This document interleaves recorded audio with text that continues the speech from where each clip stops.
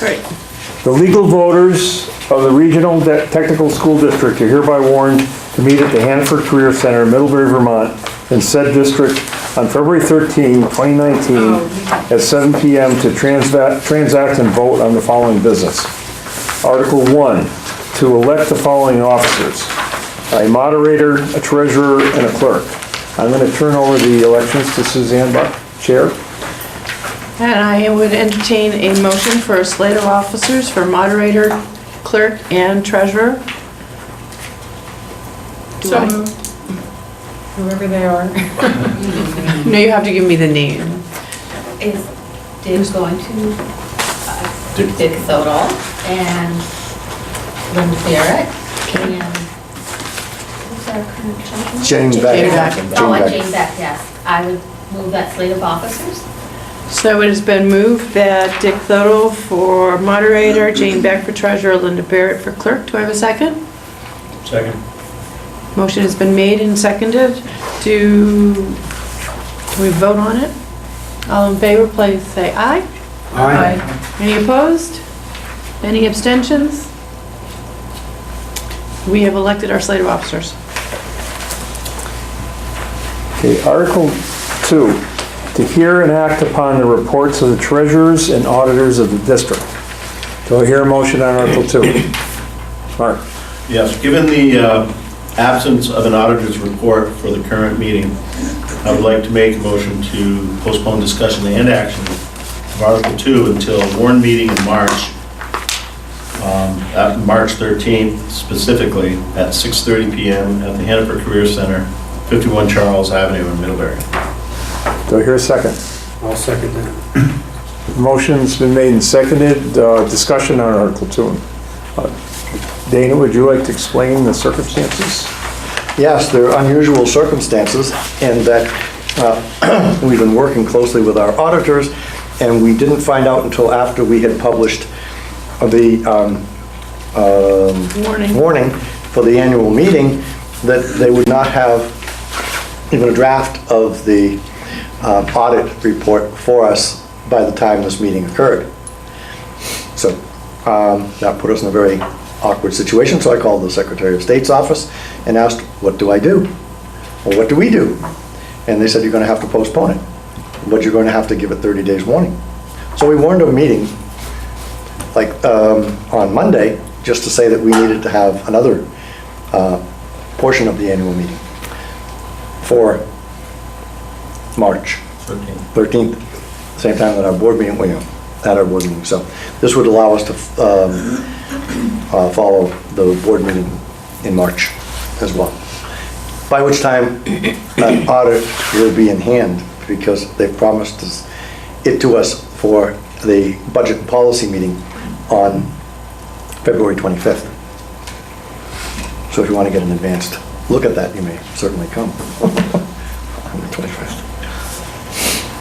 Any other discussion on Article 2? Motion has been made to postpone the reports and action of the auditors to a meeting on March 13th. Those in favor, please say aye. Aye. Those opposed? You have passed Article 2. Article 3, to see if the voters of said district will vote to authorize its board of directors to borrow money pending receipt of payment from member districts by the issuance of its notes or orders payable not later than 1 year from date for the purpose of paying the sum approved by the voters. It's your pleasure on Article 3. Move Article 3. Second. Discussion on Article 3.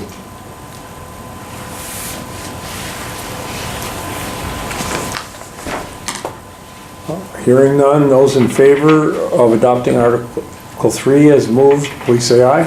Aye. Those opposed? You have adopted Article 3. Article 4, to see if the voters of said district will vote to authorize its board of directors to use funds in the Building and Equipment Reserve Fund for capital improvements and program equipment. Motion on Article 4. So moved. Second? Discussion on Article 4.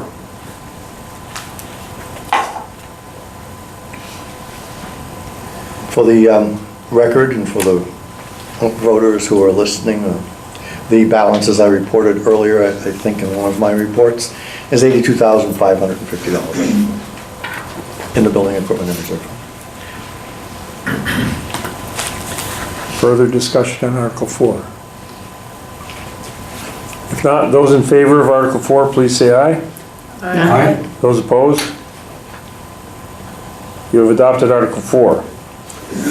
Article 5, to see if the voters of said district will vote to authorize its board of directors to place $53,000 of the fiscal year 18 reserve in the health reserve fund. Motion on Article 5. So moved. Second. Discussion on Article 5.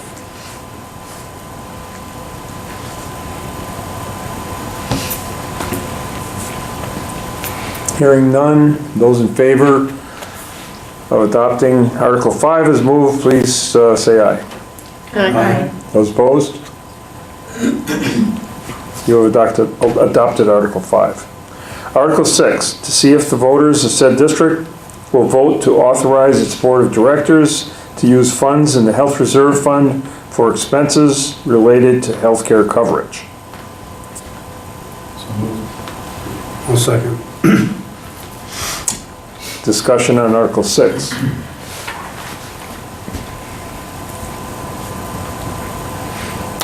Hearing none, those in favor, please say aye. Aye. Those opposed? You have adopted Article 6. Article 7, to do any other business proper to come before said meeting. So moved.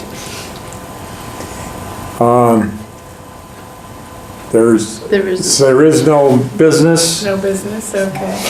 so this meeting will now be recessed to March 5, 2019, on which date member district voters are further warned to vote on the article listed below by Australian ballot at their respective polling places. This is Article 8. Shall the voters of the Patricia A. Hannaford Regional Technical School District approve the school board to expend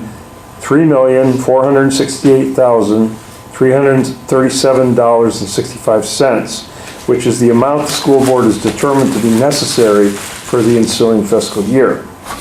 It is estimated that this proposed budget, if approved, will result in education spending at the Hannaford Career Center to be $22,102 per full-time equivalent student. This projected spending per full-time equivalent student is 2.96% higher than spending for the current year. At this point, I would turn the meeting over to Suzanne for an informational meeting on the budget. so Dana, do you want to do your presentation, please, on the, Happy to. and we'll take questions as we go through, or do you want questions at the end? Ask questions as they come Okay. up. That's fine. I should be able to handle it. So good evening. I think you all know who I am, but for those who may be watching on television, my name is Dana Peterson. I am the superintendent and director of the Hannaford Career Center. Budget overview, total expense budget as indicated in the warning, $3,468,338. That is down $186 from last year's, or this current year's budget. Revenues, this is a breakdown of our revenues. We have a state-based tuition payment, which is 87% of the state-based. Projected revenues are $1,083,522. We have a tuition assistance grant, which is 35% of that same base on a 6-semester FTE average, $435,899. We have transportation reimbursements of approximately $19,000. We have a Perkins grant to address formally agreed upon performance levels, which is both academic as well as technical skills, as well as how well we fare in terms of admitting and providing training for non-traditional students in various programs, and a retention rate from pre-tech students to technical programs. We also have salary support reimbursement, 50% of the director and guidance, and that's 50% of the statewide average, and 35% of co-op. We have miscellaneous revenues and reimbursements and grants that total approximately $30,000. Then we have a state equipment grant, and this year's grant is $27,647, which you voted to approve for capital expenditures for the industrial design fabrication. We will have approximately that amount next year as well. They tend to be as consistent as they can. Estimated tuition assessments, after all of the revenues are subtracted from expenses,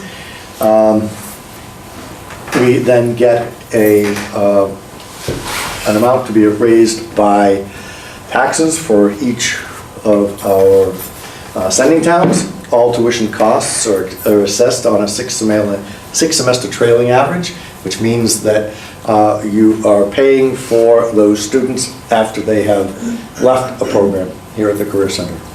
That's how the funding mechanism works.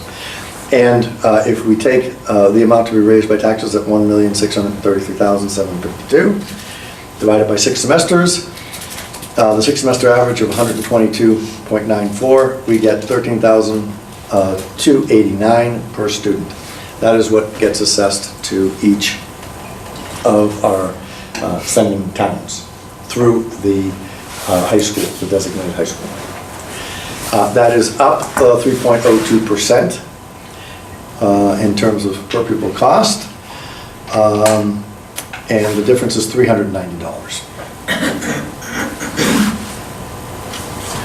The career budget here are some of those numbers again in table form. Last year, $12,899. This year, or the proposed budget for next year, $13,289. And here are our percentages. Tuition from the state was increased to us by 2.87%. The total tuition is 2.96 when you combine the state's portion that is passed through, goes right through the sending high school to us. So it's not a deficit, it's just money in, money out, no net loss or gain. 8 years historical comparison. Here's our budget at $3,468,338, and compared to the 7 previous budgets, you can see that this budget is lower than each of the 7 previous ones by the amount in red on the 3rd column from the left. This is a longitudinal chart that reflects the FTEs for the Career Center since the year 2000, as far back as I have gone. And I went back to 2000 last year, so I just added this year's. And you can see that there's a slight uptick here over the last couple of semesters.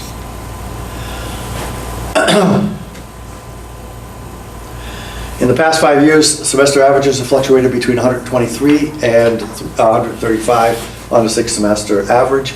In the fall of 2015, the FTEs reached a high of 153. In the spring of 2017, student FTEs hit a low of 111. That was just before I arrived. The 6-semester averages over the past 4 years have been 134, 135, 128, and 123.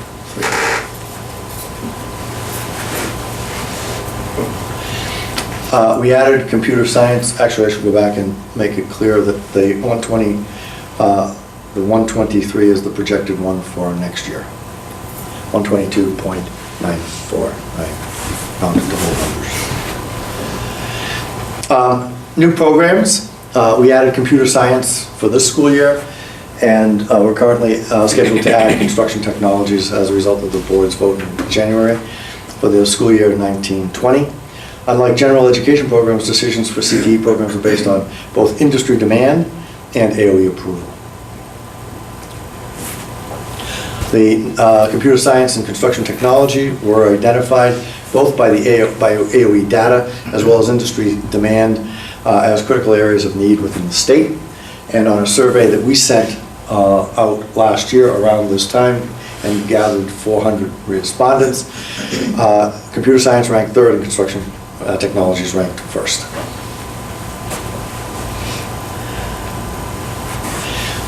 Program changes must go through an extensive process of review, including convening an advisory board that makes recommendations to start or reinstate a program. We use statewide data to help inform these decision-making, and the McClure Foundation puts out a great pamphlet every 2 years that gives you the 10-year projections on what the need is in various industries. And we include our industry partners to shape the focus for curriculum. The Career Center programs are singular. Each instructor is a program for the most part. If we cut instructors, we cut programs and opportunities for students.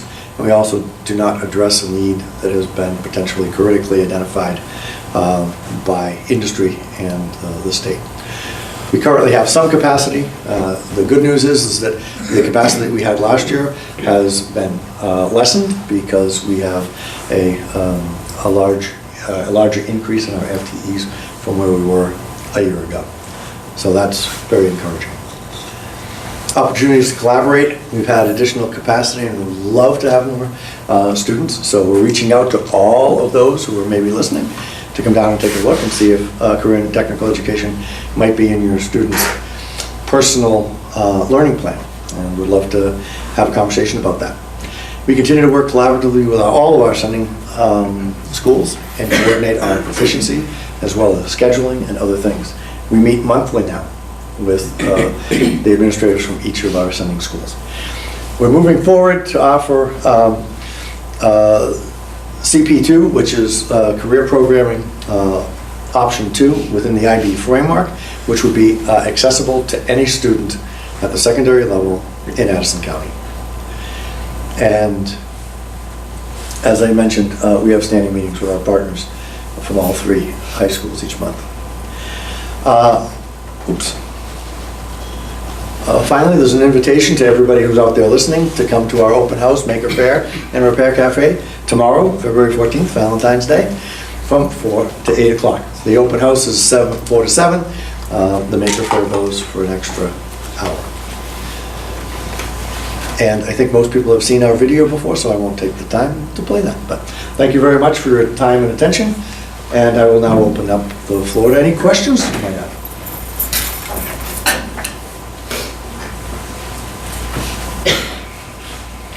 What does CP2 stand for? Career program, option 2 or variant 2. And that's terminology within the IB realm. So ACSD has now moved towards implementation of the IB curriculum, and we were partnered with them for a grant this year on flexible pathways, and there was an exploration about how to offer that as a variant within the IB framework. And the Career Center has the leadership team looked at it. We met with the high school and central office staff from ACSD, and we believe that we're positioned in a way to be able to offer the IB component of career and technical education to the students in Addison County. And so instead of taking 6 exams in 6 areas within the IB framework to get an IB diploma certificate at the high school level, students can opt to take 2 areas of focus with a CTE program. So 2 areas of IB assessment with a CTE program and get an IB CP certificate at the end of their studies in high school. There was an article I read today in Vermont Digger that there's some proposals to connect VTC and career centers. Yep. Is that something that you've been working on? To a certain extent, there's already some work that is connecting VTC to the career centers. I think what they're talking about is a greater coordination and partnership. But VTC has a presence here already in this building, and they offer college classes in nursing right out of our building. In addition, VTC offers what are called dual enrollment credits for students who take an enhanced program at the Career Center so they can get college credit for many of our programs. We have an option in automotive and diesel power technology for electronics. We have an option in medical professions for LNA. We have an option in human resources for advanced college credits. What else do we have? Some of them go through CCV as well as VTC. And we have partnerships with a couple of colleges out of state to award students college credit for the work that they do here at the Career Center. But that's probably a closer alignment with greater interaction between VTC and each of the career centers. So they're trying to make it much more cohesive statewide. Are there any other questions or comments?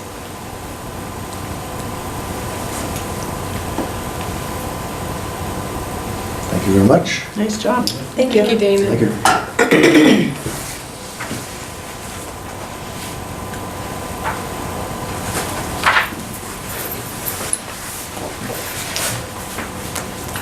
I'm not sure. Do I need to call a meeting or what? Motion to adjourn? Are we postponing? No. No, I'm not adjourning it, so that's the end of it. Just, we just leave. Thank you for coming. Thank you all for coming. Hopefully the parking lot wasn't so bad.